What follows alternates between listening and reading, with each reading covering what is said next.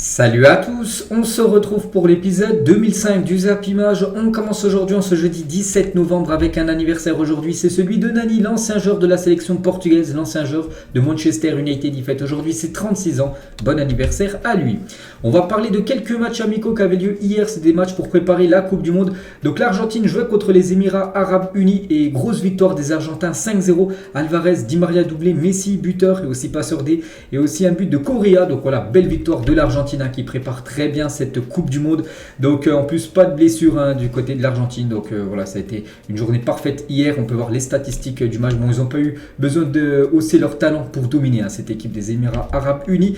Donc voilà, quelques photos de la sélection argentine bien sûr sur le territoire du Qatar bien sûr pour cette Coupe du Monde. Et voilà quelques photos aussi par exemple de Léo Messi lors de ce match hier contre les Émirats Arabes Unis. On peut voir le brassard bien sûr de capitaine pour le numéro 10 de l'Argentine. On peut voir, regardez ces crampons les gars, ces crampons que j'avais dit que Adidas lui avait conçu exprès pour jouer la Coupe du Monde. Donc il les a portés hier pour ce match de pré-Coupe du Monde on va dire. Il les portera bien évidemment aussi lors de la Coupe du Monde. Léo Messi, voilà ces crampons de couleur or de la part d'Adidas. Donc voilà, petite info concernant Messi.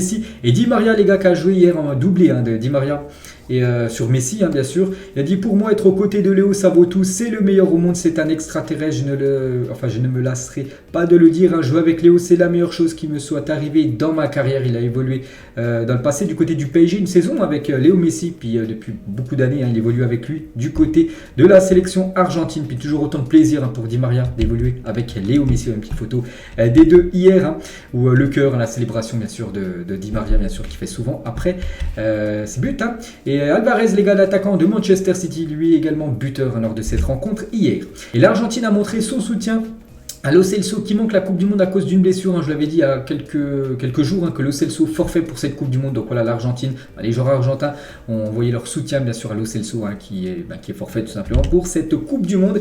Et on peut voir aussi une photo voilà, des trois. Donc Rodrigo de Paul qui a posté ça sur son compte Instagram avec Messi et Alejandro Gomez les gars.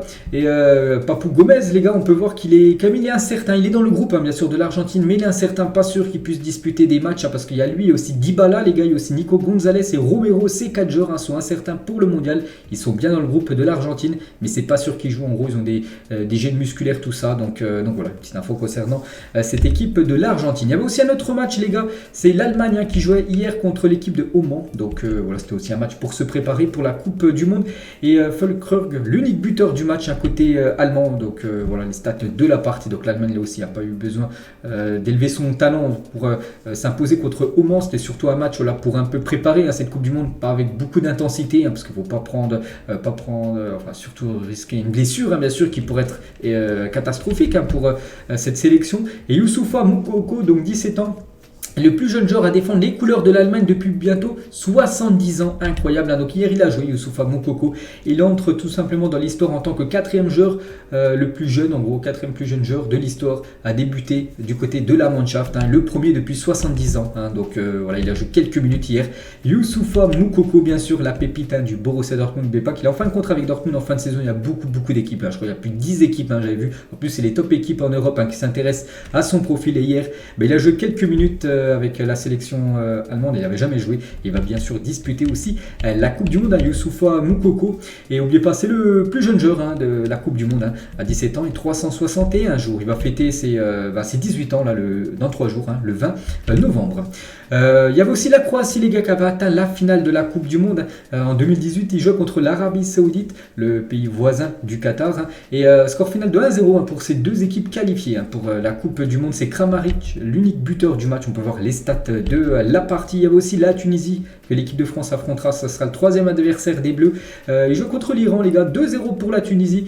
Donc il s'impose grâce à des buts de Sliti et Abdi. Donc à noter que le match n'était pas diffusé à la demande de la fédération iranienne. Donc voilà, l'Iran aussi disputera la Coupe du Monde. Je crois qu'ils sont dans le groupe de l'Angleterre aussi avec l'Angleterre et aussi les États-Unis. Je crois qu'ils sont dans le groupe cette équipe de l'Iran. Le Mexique contre la Suède. Donc le Mexique qualifié, la Suède pas qualifiée. C'est bien la Suède qui s'est imposée. Pourtant on peut voir que le Mexique a plus plus dominé, plus de tirs cadrés, mais la Suède 2 tirs cadrés, 2 buts. Donc voilà, bon, bien sûr c'était un match amical. La Pologne les gars, qualifiée, joue contre le Chili qui n'est pas qualifié, c'est la Pologne qui s'est imposée 1-0 pour ce match amical pour préparer bien sûr la Coupe du Monde. Là c'était aussi des matchs entre deux nations qui ne sont pas qualifiées, la Turquie contre l'Écosse, c'est les Turcs qui se sont imposés 2-1. Notez que Under, Jean Marseille, a été buteur dans cette rencontre. L'Italie contre l'Albanie, là aussi 2 équipes pas qualifiées pour la Coupe du Monde, et c'est l'Italie les gars, bon qui a galéré, vraiment c'était une belle équipe de l'Albanie, mais c'est bien les Italiens qui ont été plus efficaces, 6 tirs cadrés, 3 buts pour l'équipe de l'Italie. Et à noter qu'il y a eu un doublé de Griffo et un but de Di Lorenzo. Et Griffo les gars, donc le 13 novembre, donc là il y a à peu près 4-5 jours, donc il avait inscrit un triplé contre Union Berlin avec Fribourg, et là hier, donc un doublé plus une passe D, donc buteur, enfin 5 buts sur ces 2 derniers matchs, voilà pour l'attaquant italien Griffo. Et on va parler de ce joueur les gars, Simone Pafundi, il a seulement 16 ans, donc un nom, je pense que tout le monde découvre tout simplement, donc un nom à surveiller, s'il y a 16 ans il joue déjà avec l'Italie, c'est qu'il doit avoir un sacré talent. Donc il a fait ses débuts avec l'Italie, il n'a joué que 22 minutes en Serie A, et est le plus jeune débutant depuis plus de 100 ans, voilà, du côté de la sélection italienne. Il y avait aussi la Côte d'Ivoire qui s'est imposée 4-0 contre le Burundi. Donc les buteurs, il y a Crasso, il y a Gradel, il y a Sangaré et Nicolas Pepe, où les 4 ont offert la victoire. La Côte d'Ivoire en amical contre le Burundi, il y avait aussi l'Algérie contre le Mali, et score final de 1 partout entre les 2 équipes. Fofana, buteur côté malien, contre un but de Riyad Mahrez, il a inscrit son but sur penalty. Il y avait aussi l'équipe de France U19 qui jouait contre le Kazakhstan, c'était pour les qualifications de l'Euro 2023. Et regardez la grosse victoire de l'équipe de France junior, on va dire 7-0 pour l'équipe de France junior. Il y a un joueur a été énorme les gars, c'est Mathys Tel, l'attaquant du Bayern Munich. Donc il a inscrit un triplé, une passe D lors de cette rencontre, donc un futur bien sûr peut-être joueur de l'équipe première de l'équipe de France, là il évolue déjà avec les U19, bientôt peut-être avec les espoirs, puis après bien sûr on espère le voir avec l'équipe A des Bleus. Aujourd'hui aussi, il y a des matchs pour préparer le mondial. Regardez le programme là, 11h. Bon, là, le match est en train de se dérouler. Le Ghana contre l'équipe suisse. Il y a aussi Japon-Canada, 14h40. Et l'Irak contre le Costa Rica. La Jordanie contre l'Espagne. Le Maroc contre la Géorgie. Le Portugal contre le Nigeria ce soir à 19h45. Donc, bon, il y a des équipes qualifiées. Il y a des équipes qui ne sont pas qualifiées. Bien sûr, pour la Coupe du Monde, c'est des matchs de préparation. Mais pas que l'équipe de France ne disputera pas. Chaque nation choisit si elle veut jouer ou non un match de préparation. Donc, la France ne jouera pas. Mais voilà, toutes ces équipes, ça joue aujourd'hui. Des matchs amicaux. Et concernant le Canada qui joue contre le Japon à 14h40, donc 2 équipes qualifiées pour la Coupe du Monde. Et à noter que Alphonso Davids, la pépite du côté du Canada, souffre toujours de la cuisse droite. Il ne participera donc pas au match amical du Canada. Voilà, aucun risque sera pris, bien sûr. Il sera forfait pour ce match-là en espérant qu'il soit apte pour la Coupe du Monde. Donc il passera de nouveau des examens en fin de semaine. Voilà, Alphonso Davids. Donc voilà, petite info concernant le défenseur gauche du Bayern. On va parler de Cristiano Ronaldo, CR7 aussi forfait pour le match du Portugal. On peut voir tout en bas contre le Nigeria ce soir. Donc victime d'une gastro-entérite, Ronaldo doit renoncer au match amical face au Nigeria ce jeudi à Lisbonne. Donc lui aussi, il n'y a pas de risque pris les gars. Il sera certainement présent pour le premier match de la Coupe du Monde, mais pour ce match sans enjeu ce soir contre le Nigeria, il ne sera pas présent. CR7. On va parler de l'équipe de France. Donc hier, les Bleus se sont envolés, c'était aux alentours des 10h30, heure française, qu'ils ont pris l'avion direction Doha, le Qatar. Donc tout s'est bien passé, bien sûr, lors du trajet, ils ont bien arrivé à Doha, au Qatar. Bon, une petite photo, bien sûr, des joueurs français sur le territoire du Qatar, ça, ils sont dans leur hôtel, tout ça. Et officiel, les gars, je l'avais dit hier, c'est bien lui qui remplace Christopher Nkunku, c'est bien Randal Kolo Muani, je l'avais annoncé hier, c'était seulement une rumeur, donc voilà, c'est fait. Donc il rejoindra l'équipe de France à Doha jeudi matin. Donc là, ce matin, les gars, il a rejoint le groupe France, tout simplement, du côté de Doha. Donc c'est l'attaquant de Francfort, ancien joueur nantais, c'est lui qui remplace le joueur Nkunku. N'oubliez pas qu'il y a encore 3 ans, Kolo Muani, joueur national avec Boulogne. Donc aujourd'hui, il va disputer la Coupe du Monde avec les Bleus, sacré ascension, on va dire. Nkunku, les gars, défend Eduardo Camavinga sur les réseaux sociaux. Donc Nkunku, on sait qu'il est forfait, du coup il a mis un message sur les réseaux sociaux par rapport bien sûr à par rapport à son forfait de la Coupe du Monde. Donc voilà, il a dû une pensée pour mon coéquipier Eduardo Camavinga, injustement pris pour cible. La Coupe du Monde doit être un moment de communion et non de division, bien sûr. Et il dit aussi merci à l'ensemble du staff et à mes coéquipiers pour leur soutien. Je serai votre premier supporter, rendez-nous fiers. Voilà ce qu'il a pu mettre à Nkunku, qui est retourné bien sûr en France pour se soigner. Nkunku, on sait qu'il est forfait malheureusement. Donc il regardera les matchs des Bleus et bien sûr ça sera le premier supporter de l'équipe de France, bien évidemment. Et l'équipe de France, les gars, Sur le Twitter, nous sommes tous derrière toi, Kamavinga. Donc, suite à la blessure de Nkunku, Kamavinga, qui a été au contact avec Nkunku, voilà ce qui a amené le forfait de Christopher, a été la cible de messages racistes sur les réseaux sociaux. Donc, la FFF condamne avec la plus grande fermeté ces attaques et apporte son soutien à Eduardo. Et surtout, les gars, si on regarde bien, d'après l'équipe, Kamavinga n'y est pour rien sur la blessure de Nkunku. En gros, il s'est blessé tout seul, les gars. On a vu des ralentis, tout ça. Et c'est tout seul qui s'est blessé, Nkunku. Donc l'attaquant de Leipzig s'est blessé sur le changement de direction qu'il a réalisé, ce qui a entraîné une torsion de son genou. Eduardo Camavinga s'est tout de même senti coupable et s'est excusé. Donc j'ai vu les ralentis, c'est vrai que si on zoome et tout, en gros il n'y a pas faute, il n'y a aucune faute. Il se blesse tout seul sur un changement de direction. Donc voilà, une petite info concernant malheureusement le forfait de Christopher Nkunku. Et Nkunku, les gars, il devrait être absent entre 6 et 8 semaines. Donc voilà, il devrait être de retour normalement janvier 2023. Donc là, tant mieux, on va dire qu'il y a la période Coupe du Monde pour lui, comme ça il va pouvoir se rétablir, bien sûr, être au repos et avoir les meilleurs soins possibles. Et Mbappé a été l'un des premiers à se rendre au chevet de Christopher Nkunku après sa blessure, prendre des nouvelles, tout ça. Ça a été Mbappé le premier, tout simplement, à vouloir voir ce qu'il avait, bien sûr, enfin ce qu'il avait, son collègue Christopher Nkunku. Toujours avec l'équipe de France, dans les coulisses de la photo officielle de l'équipe de France. Donc Griezmann avec Didier Deschamps, bien sûr, le sélectionneur. Karim Benzema avec Raphaël Varane. On peut voir Disasi, on peut voir Guendouzi, même Alphonse Areola, même Olivier Giroud avec Deschamps. Et Giroud, il a dit: j'avais été déçu de ne pas avoir été appelé après l'Euro. Cela m'avait donné encore plus de motivation pour revenir. Deschamps m'a passé un coup de fil 3 heures avant l'annonce, donc mercredi dernier. Donc là, il y a une semaine, c'était il y a 8 jours exactement, l'annonce, on le sait, l'équipe de France de la liste.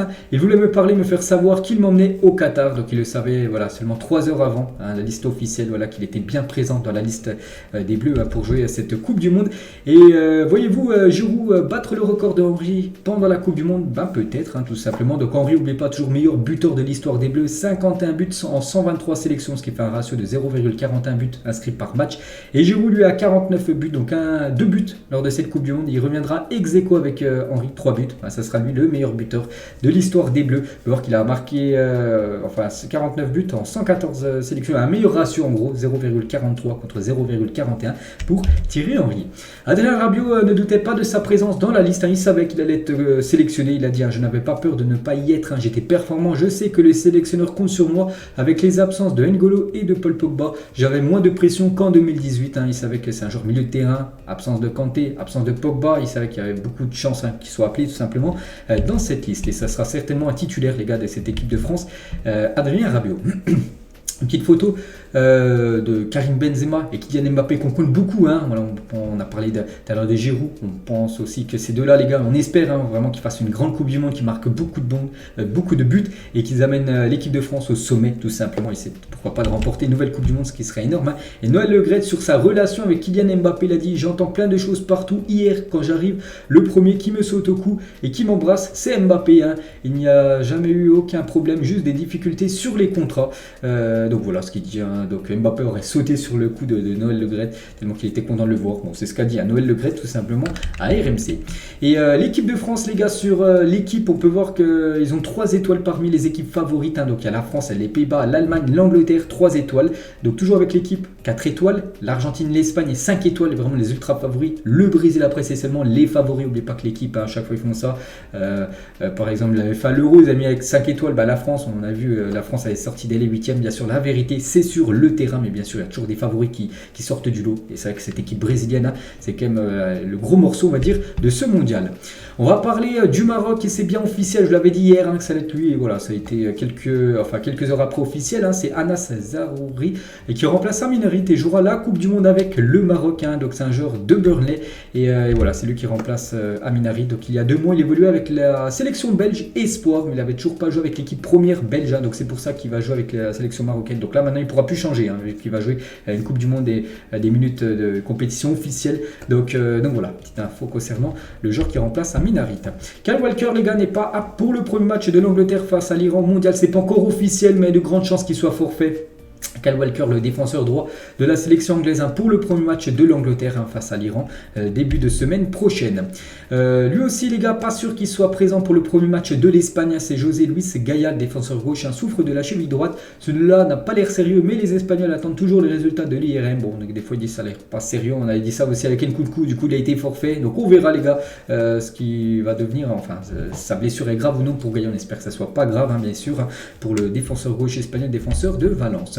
Memphis Depay, lui, est incertain pour le match des siens face au Sénégal lundi. Lundi, il y a un gros match, Sénégal contre les Pays-Bas. Et Memphis Depay, les gars, il y a de grandes chances qu'il soit forfait pour ce premier match. On sait que du côté du Sénégal, il y a Sadio Mané, lui c'est officiel, il est forfait. Et Depay, lui aussi, devrait quasiment être forfait pour cette rencontre lundi à 17h. Et toujours avec les Pays-Bas, les gars vendront aux enchères leur maillot porté lors de la Coupe du Monde pour soutenir les travailleurs migrants au Qatar. Voilà, une belle initiative de la sélection des Oranges, on va dire.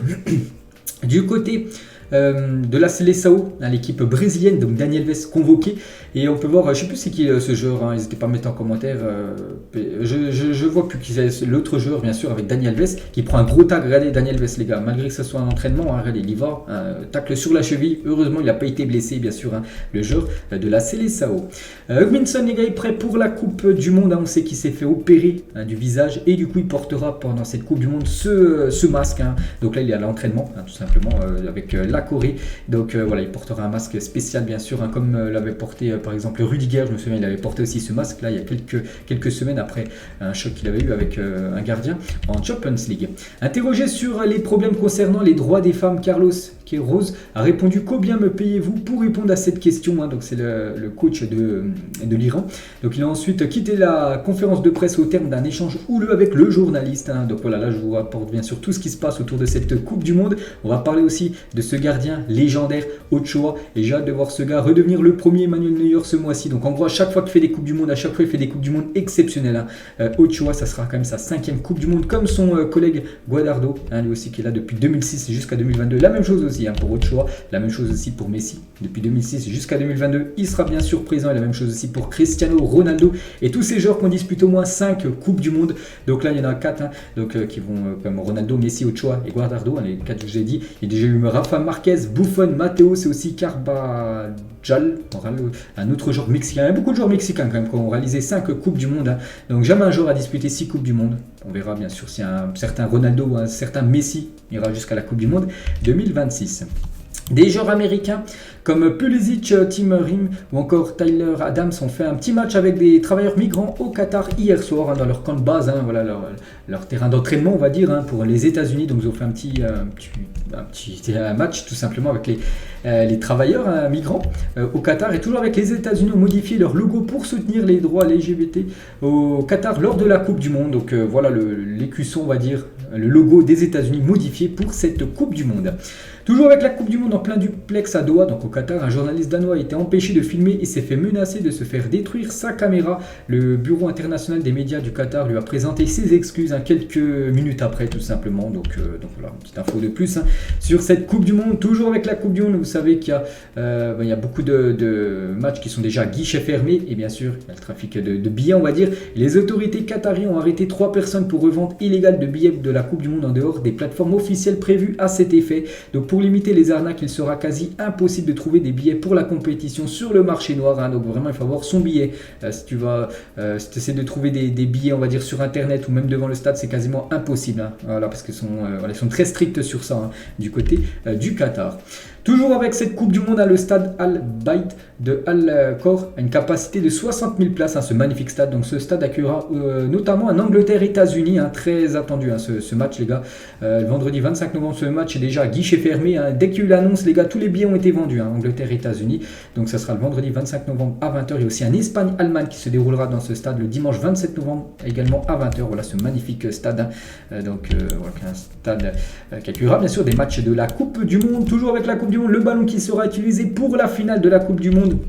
Donc ce sera différent des matchs de poule ou matchs élimination directe, qui sera de couleur bleue. Pour la finale, les gars, ce sera un ballon avec du beige et bien sûr du rouge, toujours bien sûr avec la marque allemande Adidas qui sponsorise le ballon.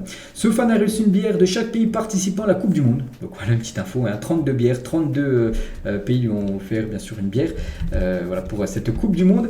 Des pépites, les gars, des joueurs qu'on connaît maintenant, là, qu'on a appris à connaître ces dernières années et qu'on espère voir au grand jour, là, Pedri, Bellingham, Musiala ou même Camavinga. Donc qui sera élu meilleur jeune joueur de la Coupe du Monde? N'oubliez pas qu'en 2018, les gars, ça a été Mbappé. En 2014, c'est Paul Pogba. C'est quand même 2 Français sur les 2 dernières Coupes du Monde, les meilleurs jeunes joueurs de la Coupe du Monde. Il y a eu Thomas Müller en 2010 ou même Podolski en 2006. Il y a eu Pelé en 1958. Il y a pas mal d'années. Donc qui succédera tout simplement à Kylian Mbappé en tant que meilleur jeune joueur? C'est pour ça que ces 4-là, peut-être un pourrait être parmi le meilleur jeune joueur.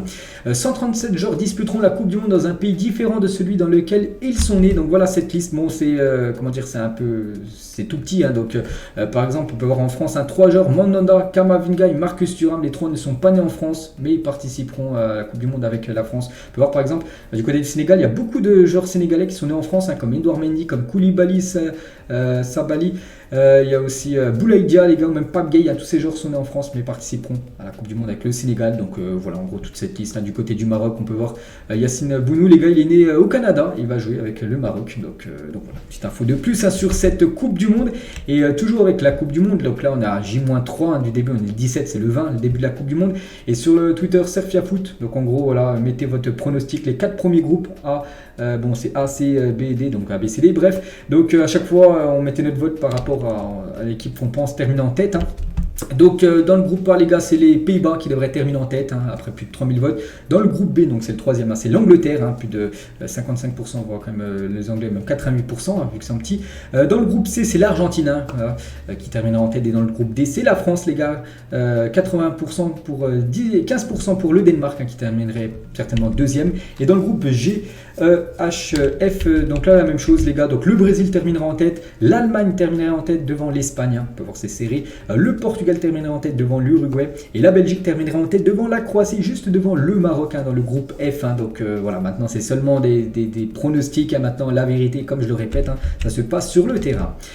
On continue avec les infos hors Coupe du Monde. C'est vrai que là, on a parlé plus de 20 minutes de la Coupe du Monde parce que voilà, la Coupe du Monde, c'est comme tous les 4 ans. Donc voilà, c'est toujours la hype, bien sûr. On a envie que ça commence. On va parler aussi du reste des infos. Et l'Irlande et le Royaume-Uni ont déposé une candidature commune pour l'organisation de l'Euro 2028, les gars, qui pourrait se dérouler en Irlande et au Royaume-Uni. Voilà, ils ont posé leur candidature. Et toujours avec l'Angleterre, voilà, parce que l'Angleterre pourrait du coup proposer cet Euro, vu que le Royaume-Uni, il y a l'Angleterre dedans. Donc il a 7 ans jour pour jour. Wembley et le peuple anglais rendait hommage aux victimes des attentats de Paris lors de la rencontre Angleterre-France. Souvenez-vous, c'était quelques jours après ce qui s'était passé le 13 novembre 2015 à Paris. Souvenez-vous avec l'attentat. Donc liberté, égalité, fraternité, c'était du côté de Wembley. Les supporters anglais avaient même chanté la Marseillaise qui avait été, écrite tout simplement sur les écrans géants pour que tout le monde bien sûr chante cette Marseillaise. Donc voilà, on n'oublie pas bien sûr ce qui s'est passé ce 13 novembre 2015. On va parler d'un ancien joueur de l'Angleterre et c'est officiel. Gary Cahill, 36 ans, annonce qu'il prend sa retraite. Ancien joueur de Crystal Palace ou surtout ancien joueur de Chelsea. Il a remporté pas mal de trophées du côté des Blues. La Ligue des Champions, 2 fois l'Europa League, 2 fois champion d'Angleterre, une FA Cup, une Coupe de la Ligue. Et du coup, il arrête sa carrière, Gary Cahill. Donc, bonne retraite à lui. Toujours avec les Anglais, donc la fédération anglaise a accusé Ivan Toney d'avoir commis 232 infractions différentes au règlement sur les paris sportifs entre février 2017 et janvier 2021. Donc, en gros, il aurait fait plus de 232 paris minimum, alors que c'est interdit, surtout qu'il est joueur professionnel. Voilà, quand tu es joueur pro, en gros, tu n'as pas le droit de faire des paris en gros sur ton équipe, sur tes performances et tout, bien sûr. Donc voilà, donc il a été accusé. Donc on ne sait toujours pas encore son, ce qui va encourir comme peine. Donc voilà, il pourrait être suspendu pendant peut-être quelques mois, voilà, de football. On a pris une très mauvaise nouvelle, les gars. Donc l'arbitre Johan Hamel est décédé à l'âge de 42 ans. Donc il a succombé à un AVC lors d'un entraînement. C'était mardi. Donc voilà, une triste nouvelle. Donc il avait notamment arbitré le match entre Lille et Rennes, les gars, le 6 novembre dernier. Donc là, il y a 11 jours, il était au coup de sifflet d'une rencontre de Ligue 1. Donc nous adressons nos plus sincères condoléances à sa famille et ses proches, qu'il repose en paix. Donc voilà, la très mauvaise nouvelle qu'on a appris, c'était hier. Des nouvelles, les gars, de Sébastien Haller. Donc comme il a mis sur ce message sur son compte Twitter, donc je vous lis, comme prévu depuis le début, différentes possibilités étaient envisagées suite au chimio. Je vous annonce que le combat n'est pas encore terminé pour moi. Je vais devoir subir une opération pour en finir définitivement avec cette tumeur qui m'éloigne des terrains. Merci à tous. Donc hâte de vous retrouver, bien sûr. Voilà, parce qu'on sait qu'il a dû passer voilà, par la case opération tout simplement voilà, pour battre ce cancer voilà, qu'il a. Et il doit faire encore une opération, voilà, Sébastien Haller. Donc on espère le revoir très vite bien sûr sur le terrain. On lui envoie bien évidemment énormément de force pour l'attaquant Sébastien Haller. Des nouvelles de Léo Messi, les gars, la déclaration d'amour de Messi à Paris. Messi se plaît très très bien du côté de Paris, et ça a totalement changé. Voilà, Messi, ses premiers mois du côté de Paris ont été très compliqués maintenant. Il s'est adapté parfaitement à la ville de Paris. Je me plais beaucoup plus à Paris, je découvre la ville et je la trouve magnifique. Lors de la première année, il y a eu énormément de changements parce que plus de 20 ans il était à Barcelone, puis là il est passé de Barcelone à Paris. Voilà, il y a beaucoup de choses qui ont changé bien sûr. Après des moments difficiles, je suis heureux de vivre là où je vis et ma famille. Et moi, nous profitons de Paris. Donc voilà, il se plaît très très bien à Paris. Léo Messi, et peut-être ça sent peut-être une prolongation de contrat. N'oubliez pas que la fin de son contrat du côté du PSG, c'est en 2023, là en fin de saison. Et le PSG, n'oubliez pas, aimerait le prolonger de 2 saisons de plus. Et Cristiano Ronaldo, donc ce soir les gars, je sortirai une longue interview aussi de CR7. J'en ai déjà sorti une lundi soir, c'était la première partie. Ce soir, ça sera la deuxième et dernière partie. Et par exemple, une déclaration de Ronaldo sur Messi. Vous avez battu le record de vente de maillots en 24 heures. Vous avez battu un mec appelé Messi au PSG, vous devez être content. Ronaldo il a dit bien sûr je ne suis pas les records, c'est les records qui me suivent, c'est bien un autre dans mon livre, voilà, des records. Donc voilà, il est très content d'avoir battu tout simplement le record de Léo Messi, parce que Messi avait le record de vente de maillots sur 24 heures quand il avait rejoint l'équipe du PSG. Beaucoup de personnes s'étaient acheté le maillot Messi Paris Saint-Germain, et du coup Ronaldo, quand il avait fait son retour à Manchester, il avait vendu plus de maillots que Messi. Il est très content d'avoir ce record CR7. Et toujours avec Cristiano Ronaldo, donc avec les propos qu'il a dit il y a quelques jours, première partie de son interview, et ce soir, les autres, je les ai déjà lus, je vous dirai tout ça ce soir, vous allez voir, c'est très très chaud aussi, donc on ne voit pas comment il peut rejoindre Manchester, et Manchester a décidé de retirer une affiche de Cristiano Ronaldo sur le stade d'Old Trafford. On peut voir voilà, que Ronaldo est retiré, voilà, donc ça sent le départ, on ne voit pas du tout comment Ronaldo peut rejouer du côté des Red Devils. Et toujours avec CR7,5, donc le sosie peut-être de Cristiano avec Speed, les gars, un grand fan de Cristiano Ronaldo. Il a enfin rencontré Cristiano Ronaldo sosie, on va dire bis, voilà, parce que c'est le sosie de CR7,5. Eden Hazard, que dire aux fans du Real Madrid qui ne voient pas le hasard de Chelsea malgré le prix de mon transfert, plus de 150 millions d'euros, un bonus compris. Désolé, j'essaie, mais désolé, j'ai encore un an de contrat et je dois le prouver, mais ce n'est pas facile, je ne joue pas, je veux jouer plus, je suis vraiment désolé. C'est vrai que par rapport à son prix de transfert et par rapport à ce qu'il a apporté au Real Madrid, il y a un gouffre, bien sûr, donc ça a été un énorme coup dur, ou même un flop du côté du Real Madrid par rapport à surtout les blessures qu'il a eues. Eden Hazard, donc voilà, il s'excuse tout simplement. Il dit également, si le Real Madrid me dit Eden, merci pour les 4 ans, mais tu dois partir, je l'accepterai parce que c'est normal. Il sait que voilà, ces derniers, c'est peut-être la fin de son aventure du côté du Real. N'oubliez pas qu'il a la fin de son contrat, c'est en 2024, mais il pourrait peut-être quitter le club en juin 2023, l'été prochain, si une belle offre arrive. Et il dit aussi, mes kilos en trop, en vacances, je me repose, ça a toujours été comme ça et je ne vais pas changer. En plus, j'avais fait 2 mois incroyables avant la blessure. En 10 ans à Chelsea, j'ai joué plus de 500 matchs sans blessure, puis en 2 ans, je sais pas, je peux pas expliquer pourquoi il est autant blessé du côté de Madrid. Voilà, tous les 2 mois il avait une blessure ces derniers mois, alors que du côté de Chelsea, plus de 500 matchs, plus quasiment 8 ans de carrière du côté de Chelsea, quasiment aucune blessure, bien sûr, il ne peut pas expliquer ça, c'est tout simplement le fait peut-être de la malchance. Et toujours avec un autre joueur belge, donc Jason Denayer, rejoint la sélection belge comme 27e joueur. Vous voyez pas qu'il y a seulement 26 joueurs dans la liste, mais lui il est en tant que 27e, donc il ne sera pas dans la liste officielle, mais l'ancien joueur de Lyon vient en tant que couverture en cas de blessure. C'est un joueur blessé, c'est lui qui remplacera ce joueur blessé. Bon, après c'est un attaquant qui est blessé par Denayer, je ne sais pas si c'est bien, mais bon voilà, il vient en tant que 27e joueur, mais il ne sera jamais bien sûr sur la liste parce qu'il y a seulement 26 joueurs qui peuvent être inscrits.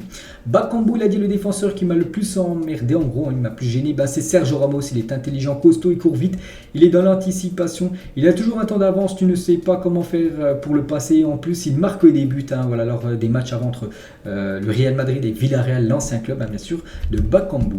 Officiel ex-international norvégien, Jon Carew, passé par Lyon à l'époque, je me souviens très bien de ce joueur, a été condamné à 14 mois de prison ferme pour fraude fiscale fiscale, les gars, donc prison ferme, hein, voilà, il ne sera pas présent avec sursis, il ira vraiment en prison, les gars, voilà, pour fraude fiscale. On a des nouvelles de l'ancien attaquant de l'Olympique lyonnais.